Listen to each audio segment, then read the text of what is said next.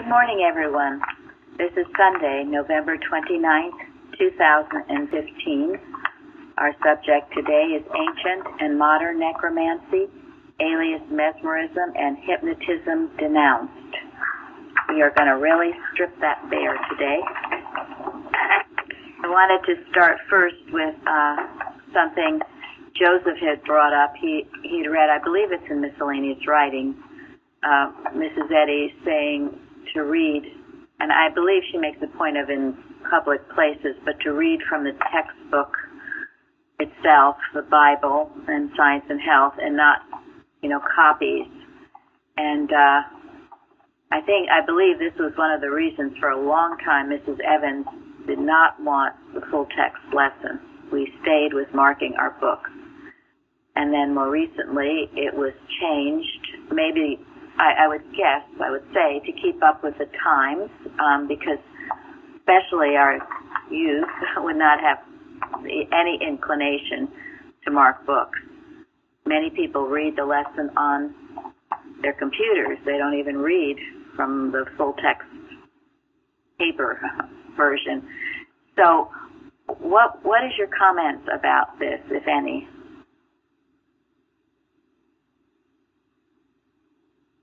I like it because I can take the loose papers to work and have them on my desk and, while I'm working, just refer to the lesson. So it blesses me in that way.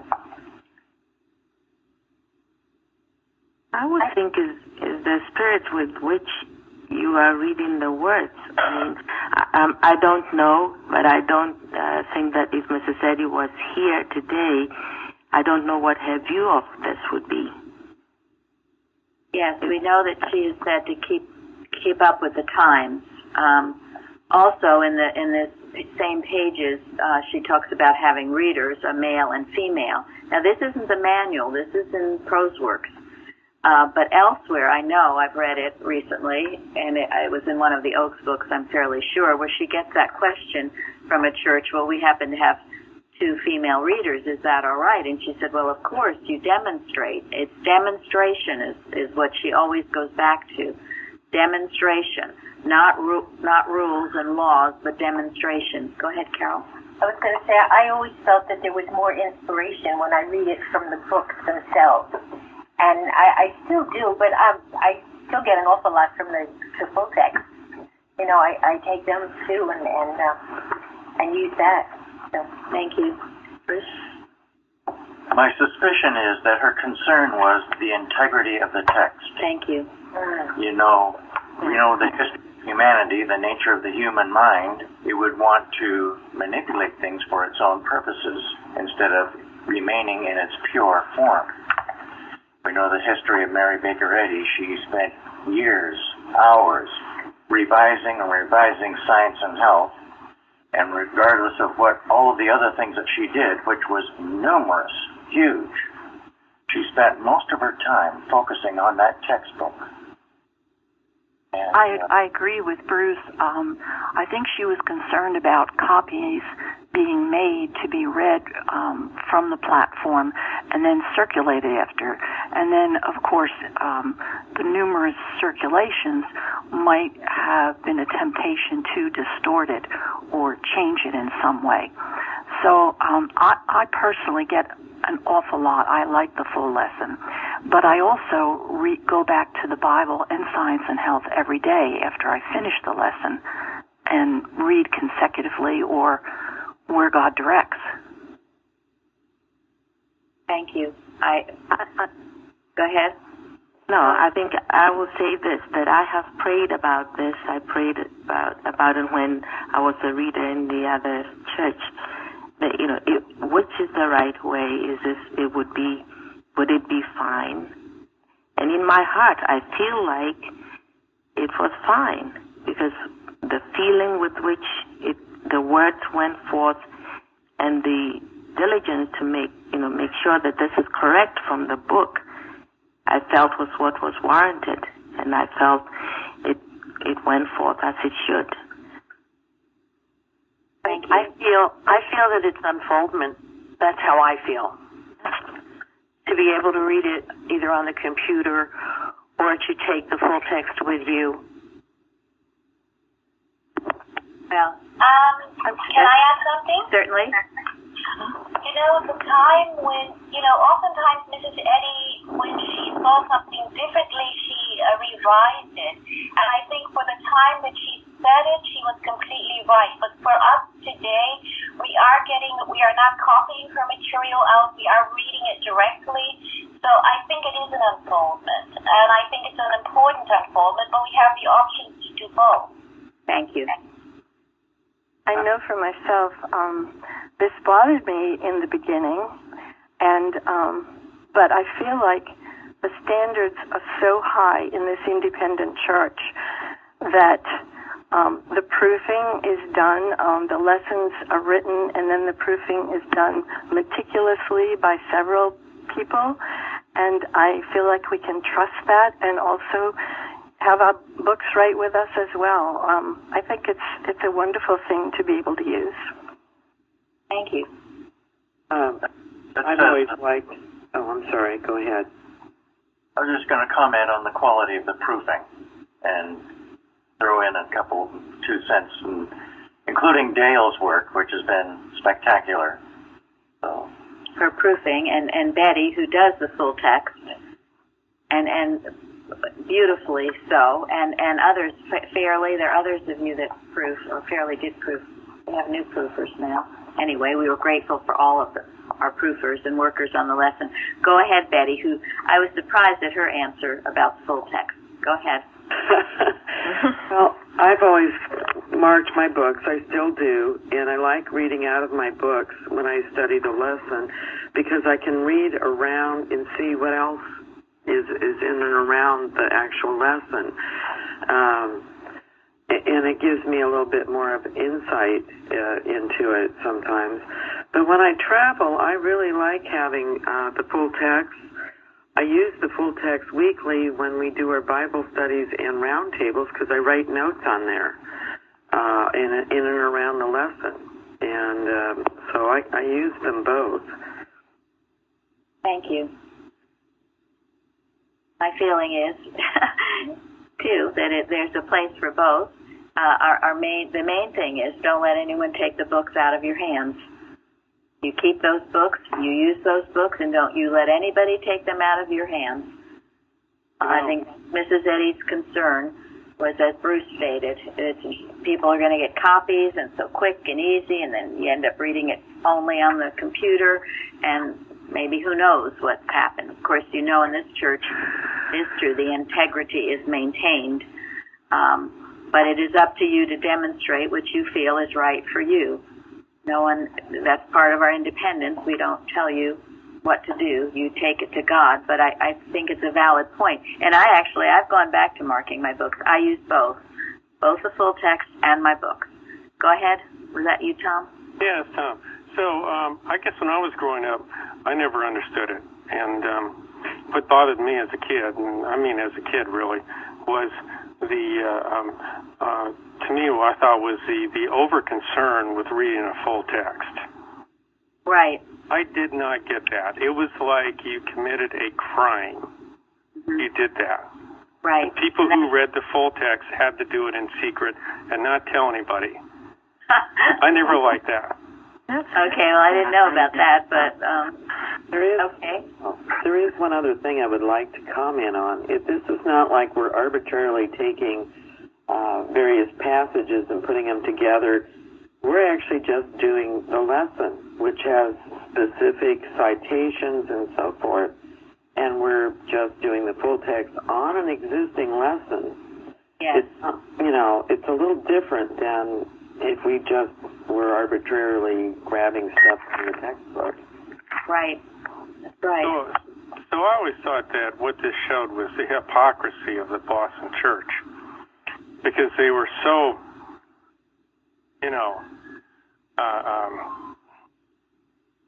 against having the full text. And now they do. And they all said, "Oh, it's okay," and that I don't like. Right. It's so false. Yeah. That's right. Well, I remember I like the full text because it preserves my books. I found that I was going through a lot of books. They were tearing the pages, and the markers were my books are precious. I mean, like Mary said, the books are precious, and I just feel like the full text helps me preserve them. Well, that's true, and it certainly is the full text when you're traveling, you're on the train. I mean, it's fantastic. Some people use their iPads and just read from there. And this is in no way criticism of what anyone does. It is up to your definition. But I just felt it was worthy of a discussion. There is one other thing I would like to add. On one of our, I'm trying to think what it is. It's those two. You can find the Science and Health online. I'm trying to think of the name of it. The actual internet website. When I'm copying from that, there's two different ones, and they don't always have it correct. You have to check your textbook because they leave out things like italicized words. Sometimes they don't capitalize, like the word love when it means God. So there's some mistakes in it, and that's why we proof it. And that's why it's really important to check the book. Yes, it is. It is the source, the pure source of it. I know in today's world, when I hear the news, someone will be talking about someone else. I don't believe anything unless I've heard it from the horse's mouth, because I've heard so much twisted and turned, and you go to the original source, and that has great merit. So remember this for future. In the future, who knows what will eventually happen, but except to keep your books. Keep your books, read your books.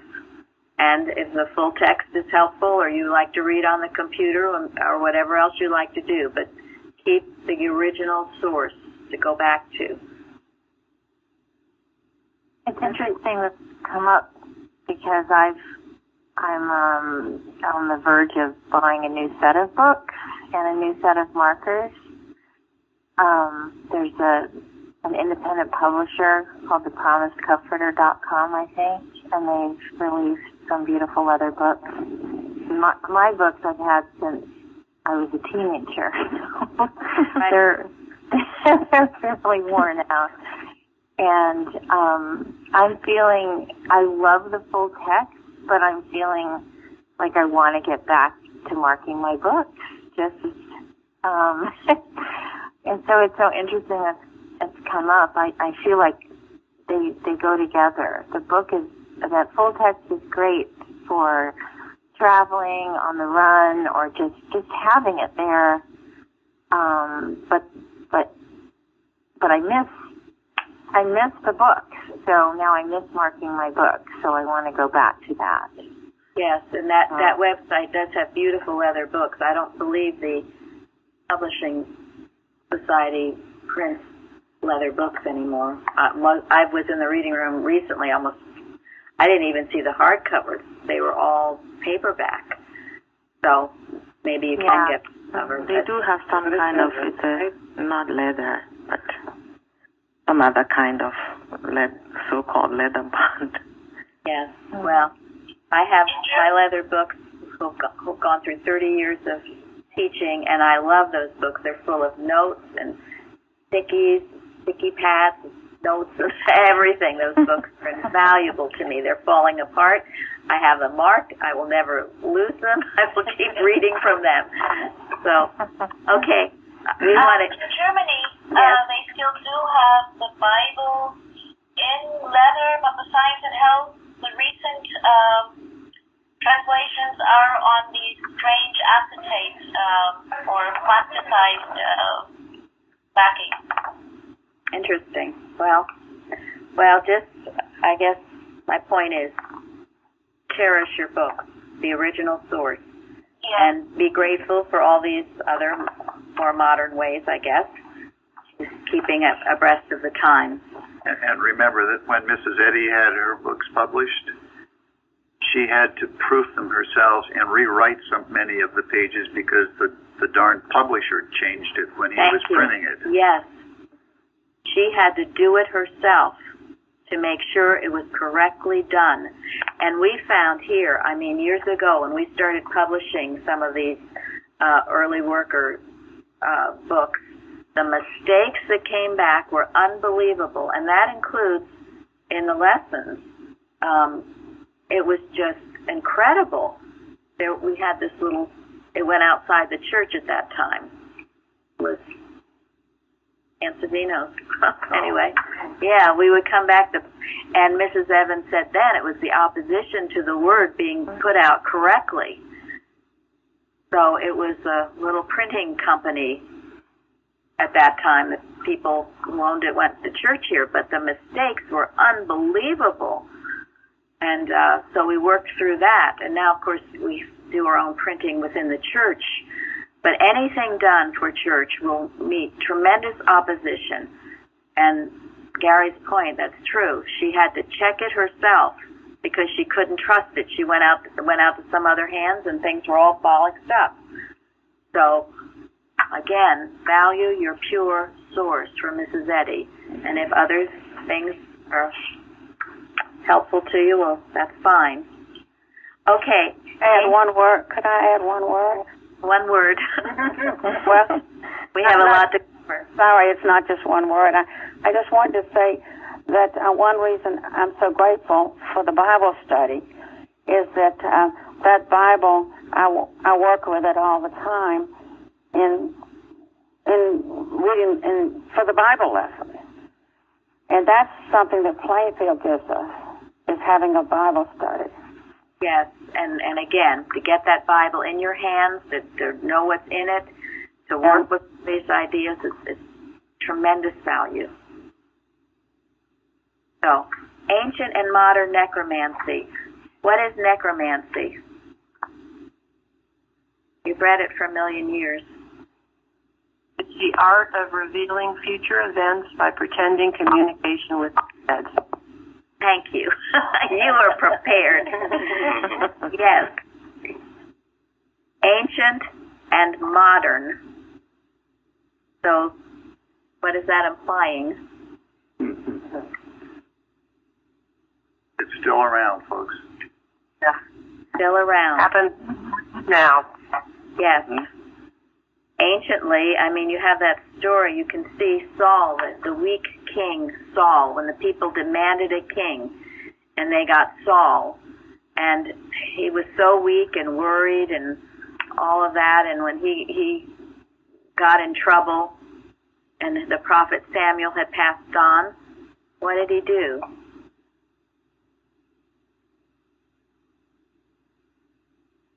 He went secretly to a witch, a necromancer, to try to find out what Samuel would tell him what to do. He did it, and that was really done in the dark. He wanted her to speak with Samuel from his grave. Yes.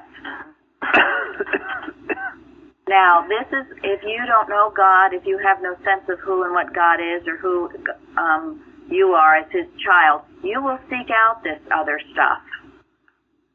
You will seek out this other stuff. And you see it today. I've mentioned almost every corner of every town there's a tarot card reader. Yes. Is Heidi here? Heidi, you want to speak to that? I'm here. Well, you want to speak to that? Well, when I was in college, I became friendly with a girl that was pagan. She was a Wicca witch, and she was a card reader, and she taught me how to read the tarot cards, and I became quite good at it, and I was actually making money reading cards during college classes, where I should have been going to classes. And it took me away from my science, and it snowballed, and it became way bigger than I ever imagined it could be. And it went on for quite a few number of years. And when I came to Plainfield Church, I had to get help from Mrs. Evans to be able to resist, because I knew that that was an ultimate sin to be doing this, in the dark, so to speak, and became very real to me. I was good at it. Thank you. And didn't think it was harmless. Mrs. Eddy at first went to Quimby and, dabbled in it too. Well, she tested it. I don't know. Yes, she tested it, right. I don't think she dabbled. She tested it. No, and Quimbyism wasn't card reading or anything like that. It was something he was entirely right, more the occult. Yeah. Yeah, he was an early psychologist.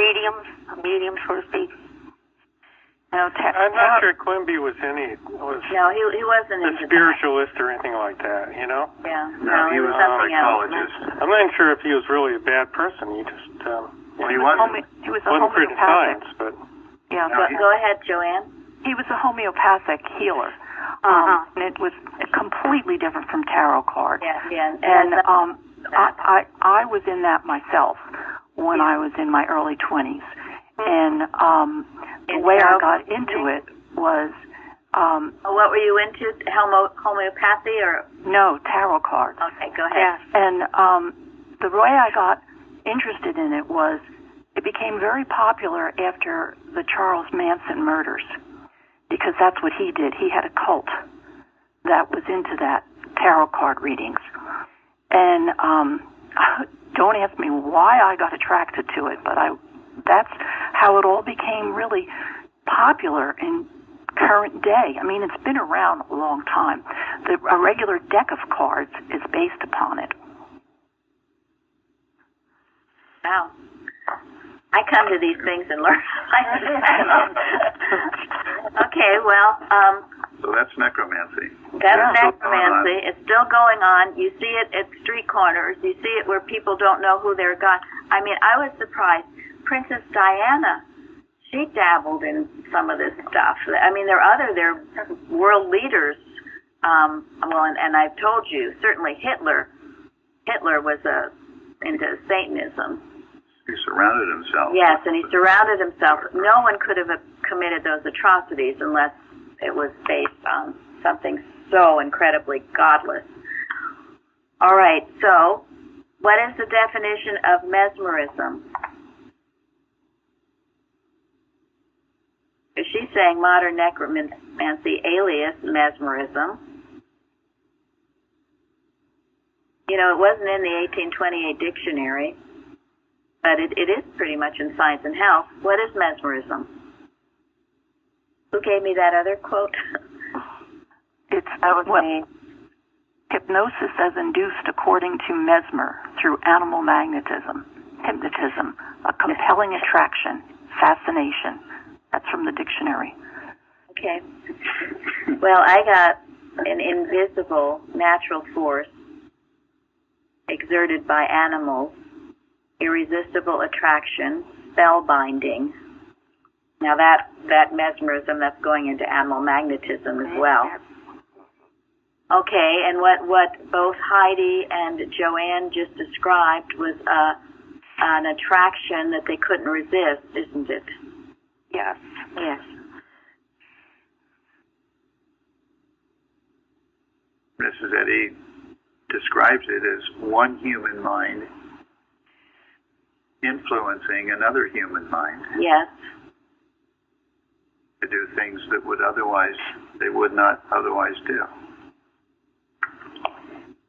Now, we are ripping it apart and ripping it to shreds and revealing it, because you need to know what the belief is. And we read this often, this title, and most people haven't really thought about what it does mean. And you need to know what it is operating today. And you need to see it for what it is. Spellbinding. Recently, in the case of two people, one was my brother, the other I will leave nameless, but they seem to be under a spell, really, by another woman. I mean, people around them could see it, but they couldn't see it at all. And they would be extremely defensive about it. And it led them in paths that perhaps they would not have ordinarily gone under. But it was like they were hypnotized or mesmerized. So, and here we're hearing this attraction to tarot cards, other things. And it's animal. What does animal mean? Of the beast. Right. Not of God. It is opposed to your spiritual sense. Animalistic. It's not the good sense of any animals. It's the animalistic, bestial tendencies, which would be opposed to your spiritual sense. So in other words, your spiritual sense shuts down, and you're under this animal attraction, animal magnetism, fascination with it. It draws you in. It sucks you in. And it puts you to sleep, too, though. That's right. That's going to be next. Hypnotism. A trance state that resembles sleep but is induced by a person whose suggestions are readily accepted by the subject. Thank you. Puts you to sleep. A narcotic. Drug. Like a drug. Have you ever felt drugged but you weren't drugged? I have. Sometimes after a Thanksgiving dinner.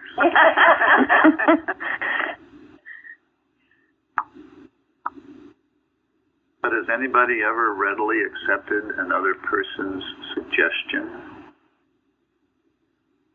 without challenging it? No. Yeah. How many people vote that way? Oh, yeah. I know when I was younger, I was usually pretty combative with people, unless they were like somebody I trusted, and then I would take whatever suggestion. It usually wasn't. It ended up not being good. So I was just talking to my kids yesterday about not being loyal to persons. Yeah. Question where it's coming from. And what you put your trust in. Yeah, and first who you put your edition. trust in. Trust in truth and have no other trust. Go ahead, Zari. Yeah, it's very interesting how it sneaks into our lives. For example, see the weaknesses that we have. Somebody always says, "Oh, I have always wanted to be friends with you. I love your artwork," or whatever your weakness humanly is. And we get, and I'm going to use the word, seduced by the devil. Yes. This is the Eve thought that we have to handle all the time. Thank you. Yeah, it's seductive. It will especially, well, I won't say especially, it will stroke your ego. That's how it enters. Get you off guard. That's why Mrs. Eddy had told one of her students never to open the door with a smile, but to be principled, but not all happy-dappy. Because especially in her home, and it's true of everybody's home, you have to be on guard, as you do with your own thought. But in her home, I mean, people would try to come in, enter, and do things perhaps they should not. People had to be always on guard, and we should be too.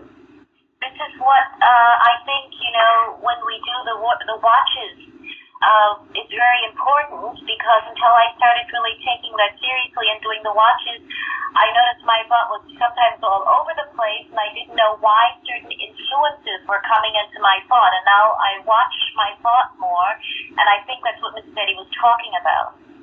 Yes. Right.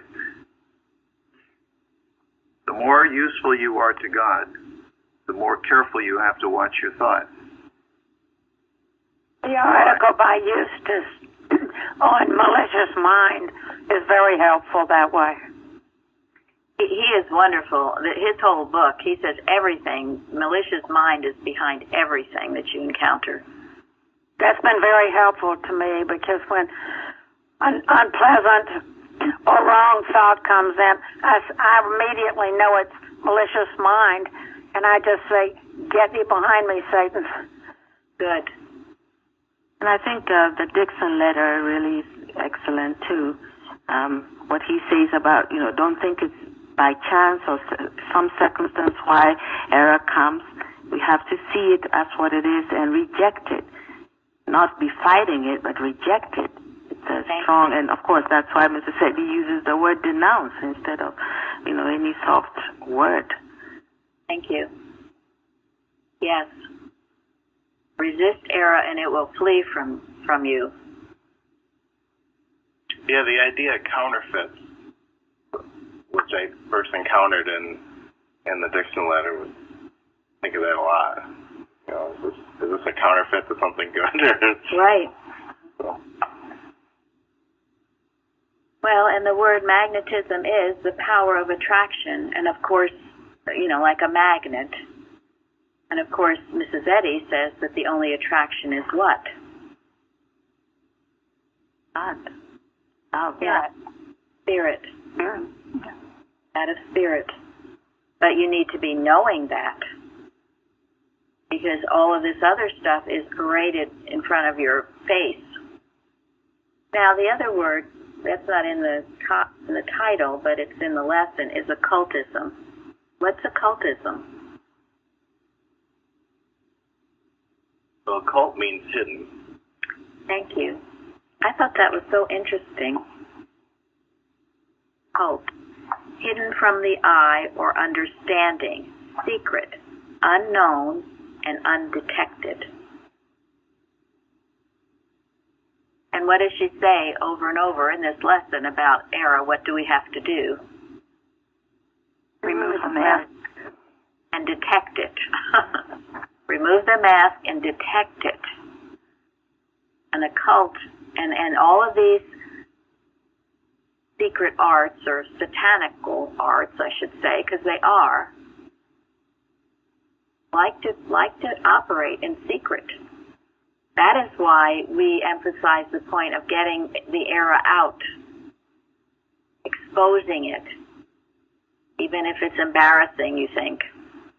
At least you get it out there, because error would love to operate in secret, unhidden, undetected. That's the only way error can operate. It wants you to leave it alone so that it can spin its web. So, if anything is ever troubling you, get it out. Get it out.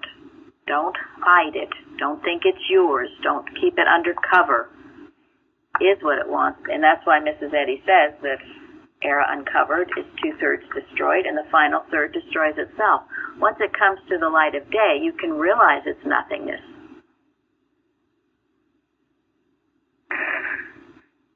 Now, and be free from it. Yes, and be free from it. So, in the lesson, expose and denounce the claims of evil and disease in all their forms, but realize no reality in them. That's what I've quoted from Mrs. Eddy. I acknowledge your claims, but I denounce your power. To put down the claim of sin, you must detect it. That comes first. You got to detect it. And how do you detect it? What's the only way to detect it? Your spiritual sense.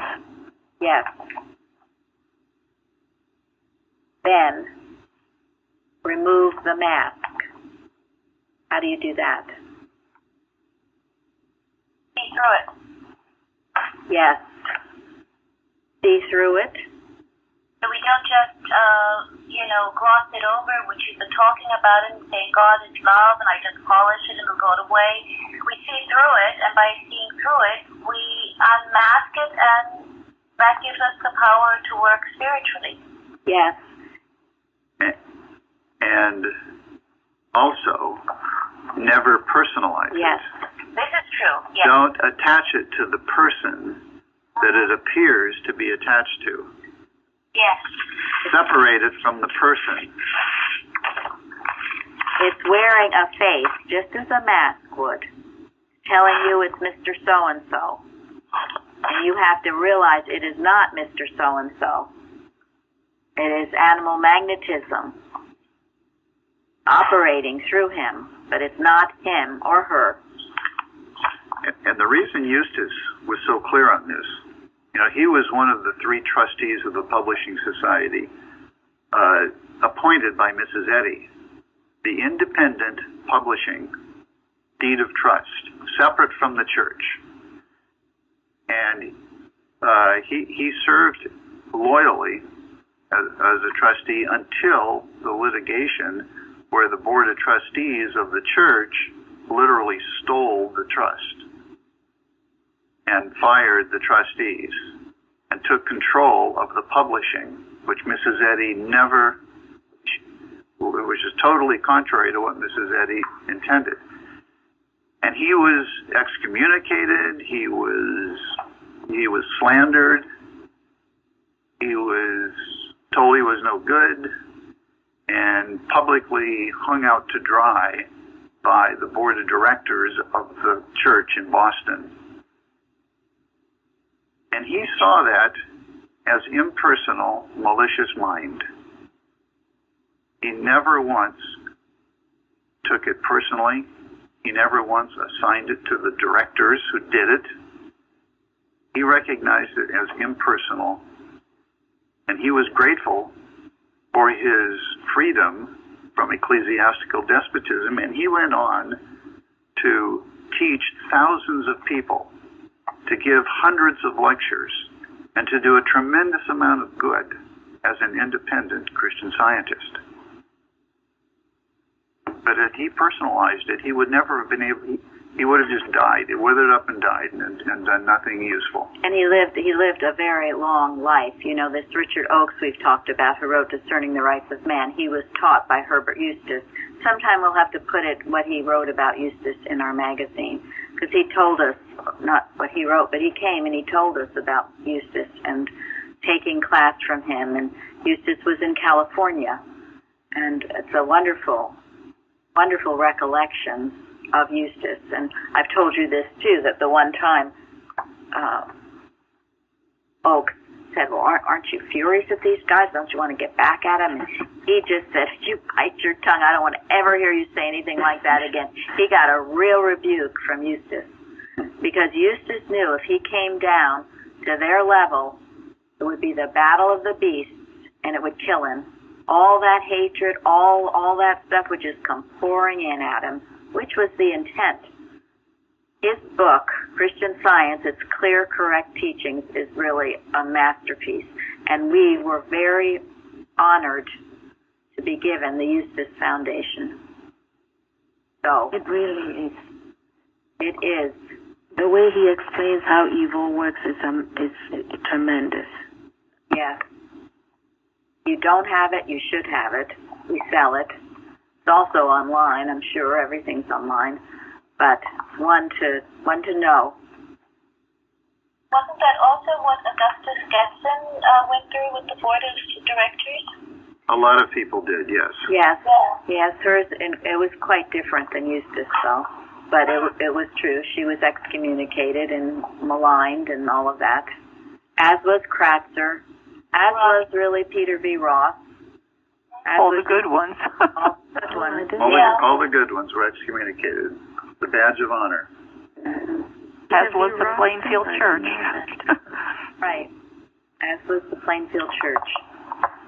And as I said, Mrs. Eddy told, and I believe it was Augustus Stetson, if you're really right, you will find your way out of the organization.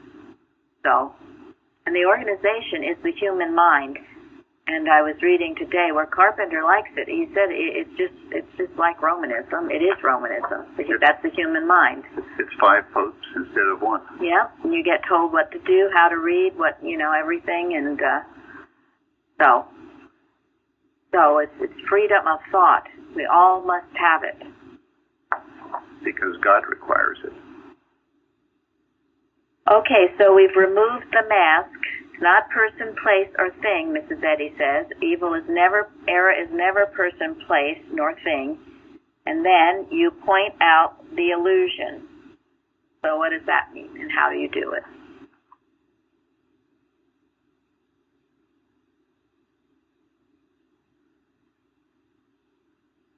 What is the claim? What is the belief that is, keep on, and then you find there is always a truth that counteracts it. Yes. You stay with the truth. Yes. And you recognize the illusory nature of it, the unreality of it.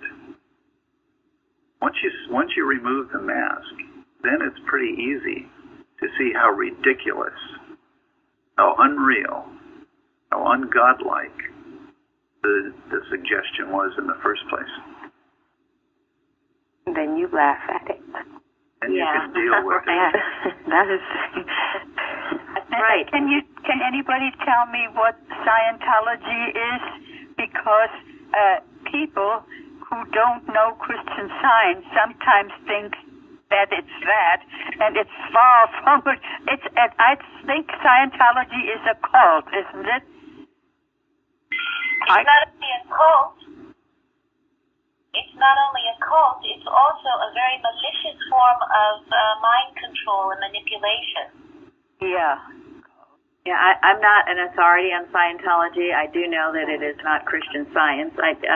Joanne recommended. What was the name of it, Joe? Oh, I'm trying to remember it.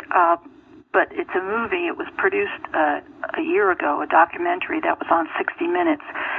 And it's absolutely fascinating. It talks about the founder of it, L. Ron Hubbard, who was a science fiction writer and very egotistical. And it's not a religion at all.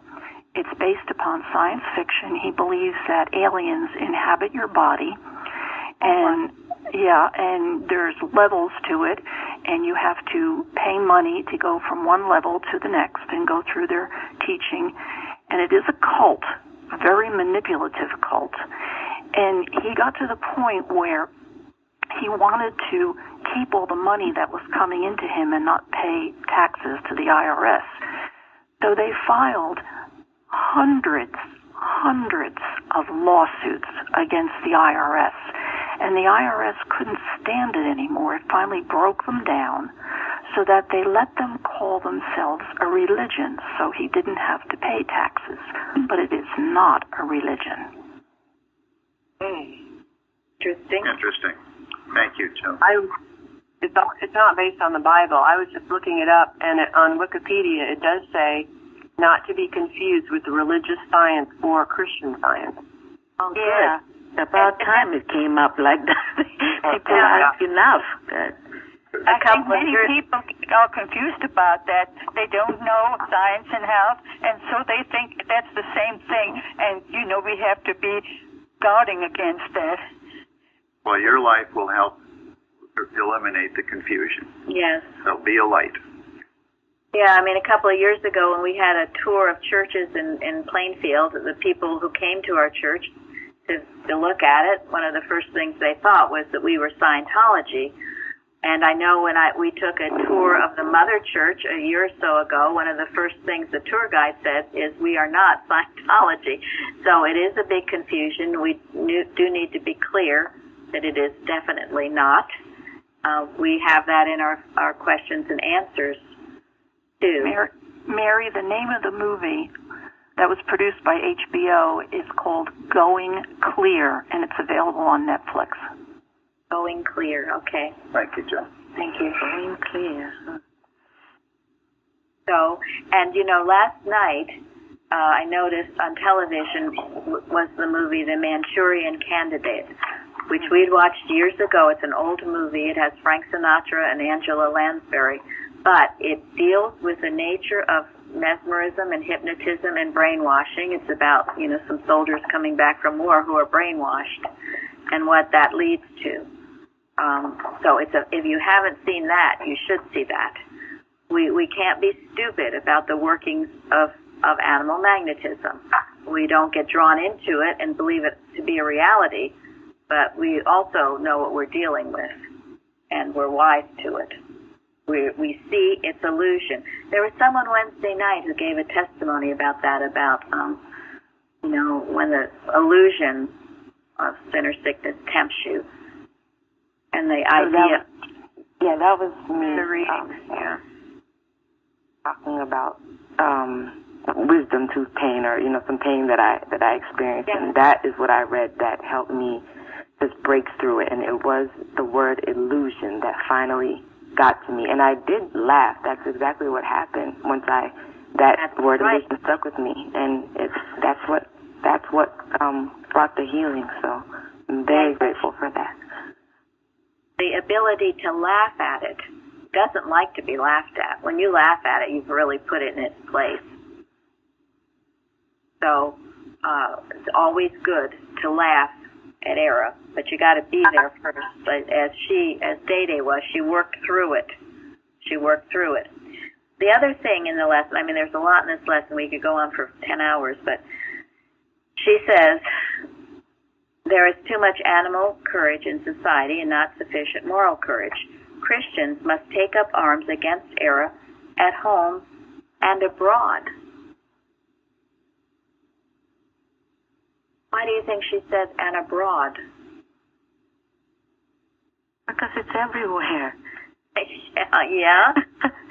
And we can't, sometimes people say, well, we got to just take care of our own selves, but we can't ignore error that's taking place elsewhere, can we? We have to because it's coming to us through it's a cult, isn't it? That is taking care, that claims to be a religion, and it's Muslims, and it claims to be a religion. Right, we see it with Islam. Islam, that's what I'm talking about. Islam, yes.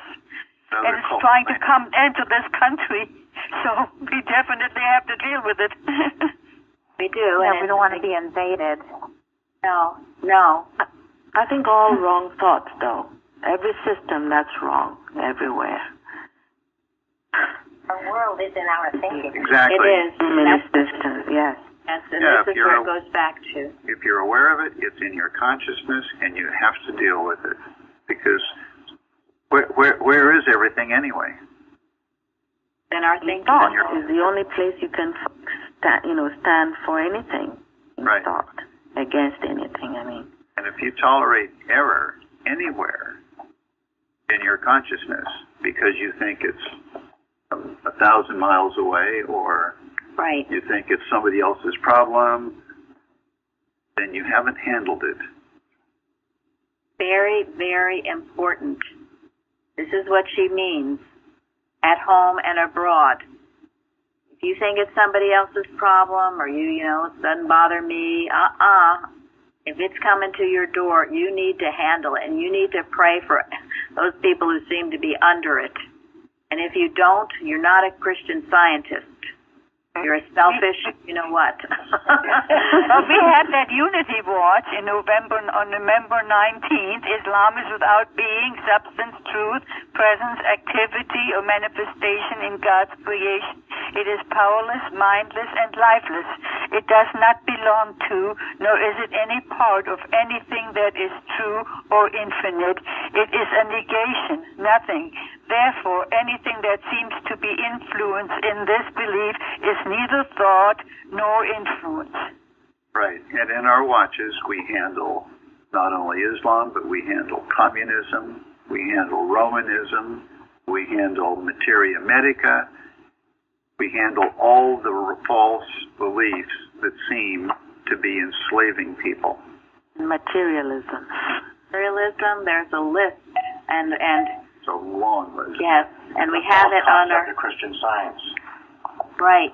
Yeah, the culture, false sense of science. And we have that list. It was in the last newsletter, and that the next newsletter is going to more further elaborate on it. Florence spent a great deal of time working on each so-called problem with the right answer solution.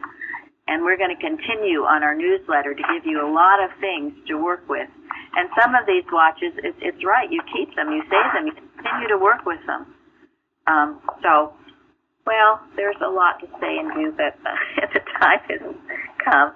I'm going to read from Mary Baker Eddy's Spiritual Precepts, Volume 1, starting on page 114. As students realize how easy it seems to yield to the human mind, they will take stronger measures against it and prepare war in times of peace. In Europe, whole cities were trained to don gas masks when mock attacks were staged in preparation for danger. Should not Christian scientists be even more wise in the mental realm and exercise a divine protection that will stand in times of stress when mass mesmerism seems rife? What Christian scientists dare to declare that all mortals are not subject to mental suggestion when awake or asleep, and that is, something we do declare every day, that we cannot be under mental malpractice, either when awake or when asleep, or asleep or awake. If mortals are wise enough to prepare cement fortifications in which they may take refuge in times of war, how much more should students of Christian Science prepare upper rooms in thought where they may retreat when the armies of earth press hard upon them? It is interesting to note in connection with animal magnetism that Jesus said that he would be betrayed by one whose hand was with him on the table, showing that a man's foes are they of his own household. It is difficult to feel that the thought we should protect ourselves from may come through our nearest and dearest. Yet, the very thought that we accept with never a suspicion that we should guard against it when it is not governed by truth is always our betrayer. So watch for that. This is how we handle animal magnetism at home and abroad. Comes to your consciousness. Don't give it the life it's trying to get. Destroy it there, and you will be the victor. Thank you. Thank you. Thank you. Thank you. Thank you. Thank you. Thank you. Thank you. Thank you.